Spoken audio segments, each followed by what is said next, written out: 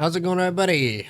Checking out all the GT3 cars and ranking them 1 through 6. So, testing all of them, helping you decide what to pick for the 2044 year. This first race, going to go off of lap times and everything from Daytona, but this is all 6 of the cars that we got in the game right now, and for all the special events, Daytona 24, Spa 24, 6 Hours of the Glen, Nürburgring.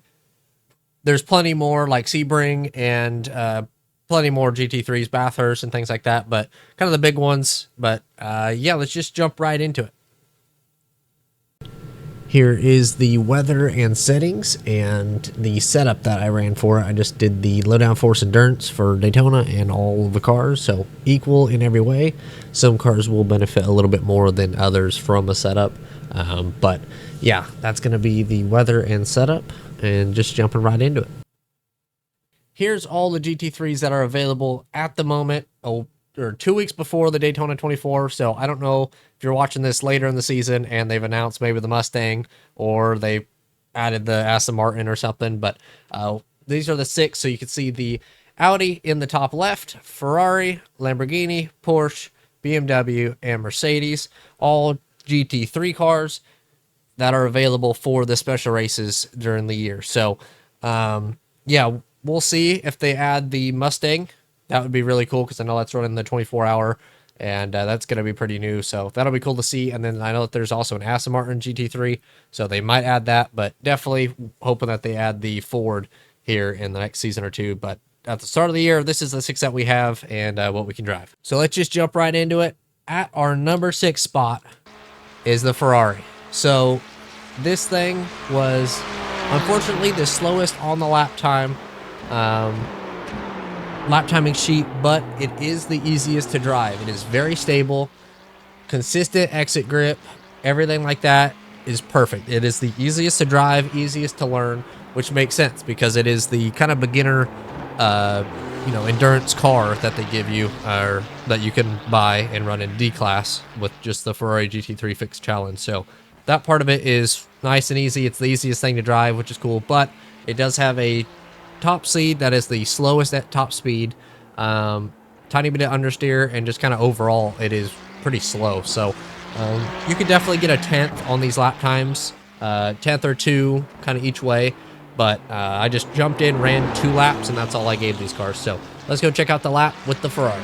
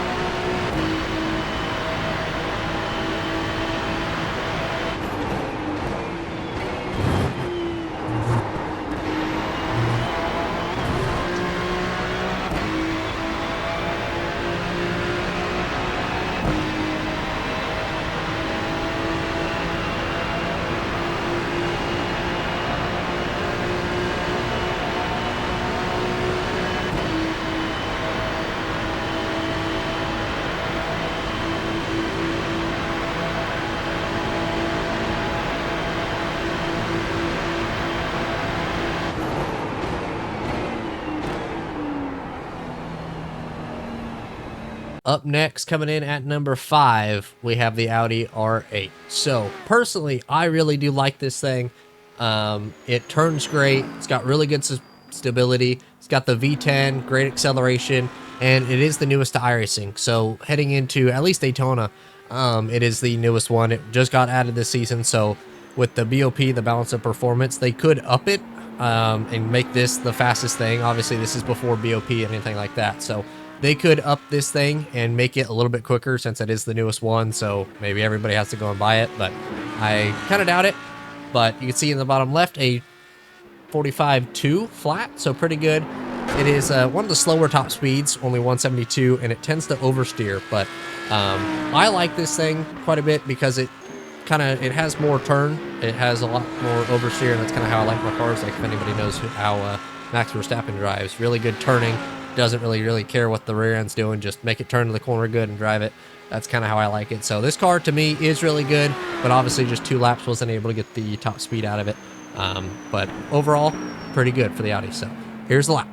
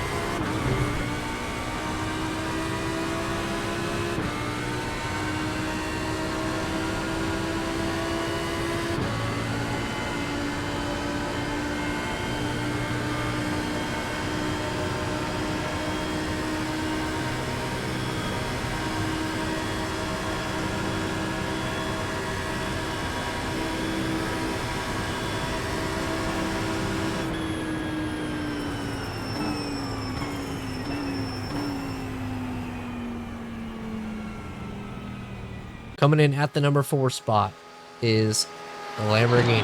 I have to put it here simply for it is one of the hardest ones to drive. So that part of it is a negative of it. It is really hard to drive. It's not got the greatest top speed, only 72.5 when we cross the start-finish line.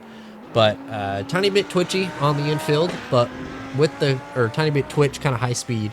But for the pros, really stable. Acceleration's great. Front end turn is amazing. Infield, this thing is insane and great exit grip. The infield, I would catch any car that I ran on it or with it. So that part is really good. If you're struggling kind of through the infield, give the Lamborghini a try and see. Obviously, you could fix the top speed with, you know, setup, things like that. This is just on the base setup. So kind of just made it iRacing, everything similar. But this thing is really good.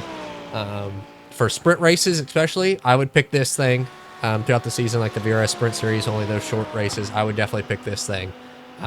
It's just got overall really good. But for an endurance 24-hour races or the longer races, the mistake is one mistake could cost you the whole race. So that's the reason I had to put it so low on the rankings.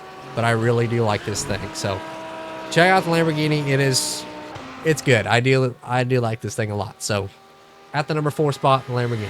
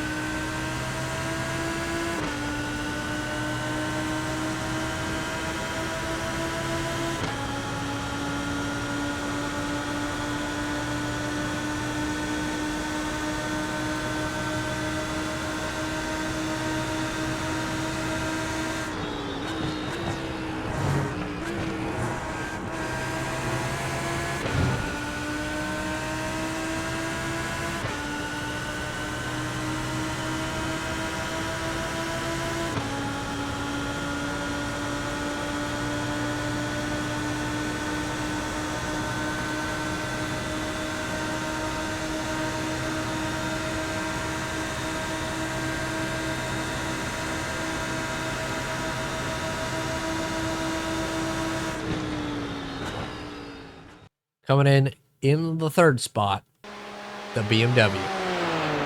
3rd on the step. Pretty surprising, I think, because when I first drove this thing and it first came out, I really didn't like it. It's starting off with the cons. It's understeery, really understeery.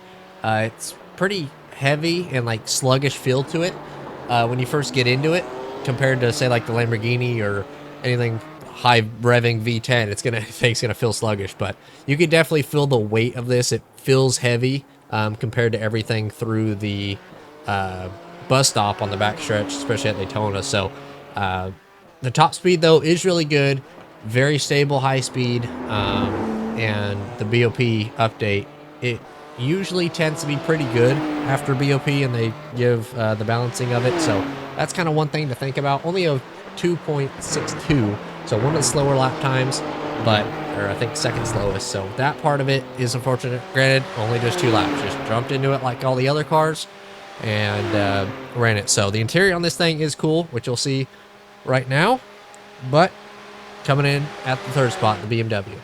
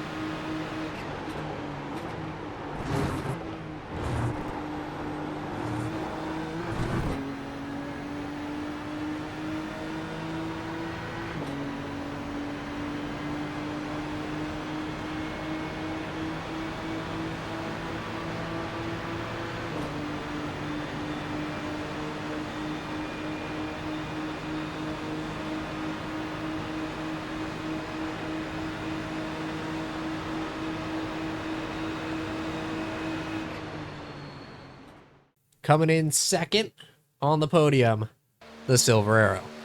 Gonna have to put the Mercedes here for one simple factor that you'll see for the number 1 spot. But the Mercedes, the Silver Arrow, is gonna get the silver. And with this, it is the easy to drive one, and it's easy to be good with. That's one thing. Like if you're coming from the oval side, it is easy to jump into this thing at most road courses and just figure out and learn. With it being front engine and all that V8, it's easy to jump in and learn, especially coming from the oval side, things like that. But good top speed, great brakes. This thing does slow down, especially turn 1 and in the bus stop. It does slow down really well. Great exit grip. The only thing that kind of hurts it is understeer. With it being front engine, gives a little bit of understeer, and the lack of acceleration. Got great grip, but the lack of acceleration, or kind of how the traction control feels, like it's got good power, but the way it kind of gets down, like as you'll see off of turn 1, I think it does it, and it gives a little bit of a twitch in the infield. So just got to be smooth on throttle on the corner exit. But at the number 2 spot, the Mercedes.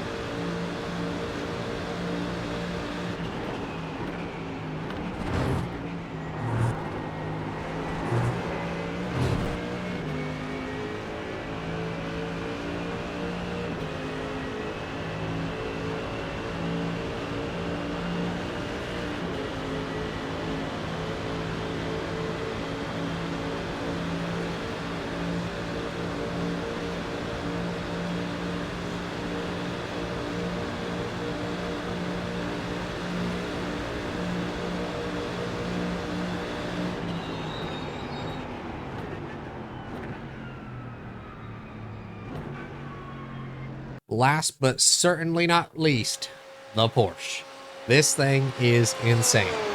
Best top speed by a mile an hour. Everything else, top speed 173, I think was Mercedes. This thing 174. So it's got a mile an hour up by the start finish line at Daytona.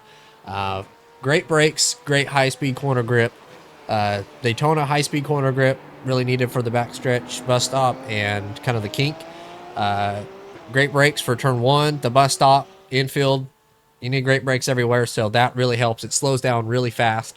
And the reason I put this, I considered putting it at the number 2 spot because it is the hardest to drive. It is the hardest to drive, but it is the fastest in the right hands. So that's one thing with it. If you're in lesser experienced, road driver, I would say get the Mercedes first or something else before moving to this thing. It's rear engine, which none of the other cars are, and it feels like the front end turns, the initial part of turning in turns the best, and then it has a little bit of understeer because of the rear end, or rear engine. So That kind of hurts it, but it is a little twitchy and darty on the steering, as you might be able to see on the lap.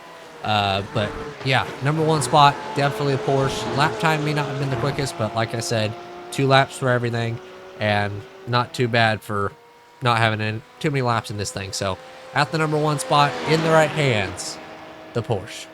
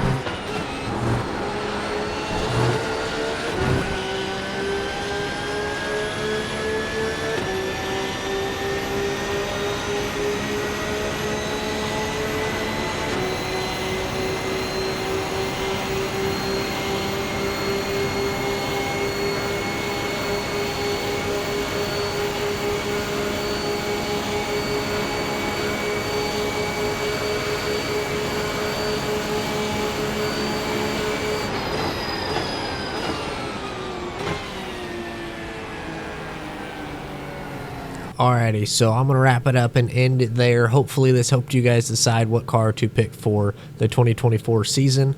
But this could change. Might do this if they add some new cars, like the new Aston Martin that's coming out for 2024, the McLaren that's been out for a while. I know the one that we got in the game back in 2016. I don't even know how long that thing's been in the game, but it don't even get used in GT classes anymore. So a new McLaren would be sick. This 720S, the Corvette. I love Corvettes, and the GT3, or they changed it to a GT3 instead of a GTE since that class isn't even getting run anymore.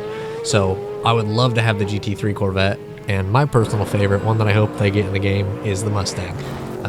Excited about this Mustang. I really hope that they get it in the game sooner rather than later, and it's not, going to be 2 years old by the time they actually get it in there. By then, we already have a new Mustang or something that came out in real life. So, looking forward to it. But yeah, 2024, at least before Daytona, that hopefully helped you guys decide what you guys want to run, but want to leave it kind of on a high note, or a hopeful note, I should say, I guess. But if you guys did enjoy this one, leave a like and subscribe. Have a great day, and I'll see you guys in the next one. Later.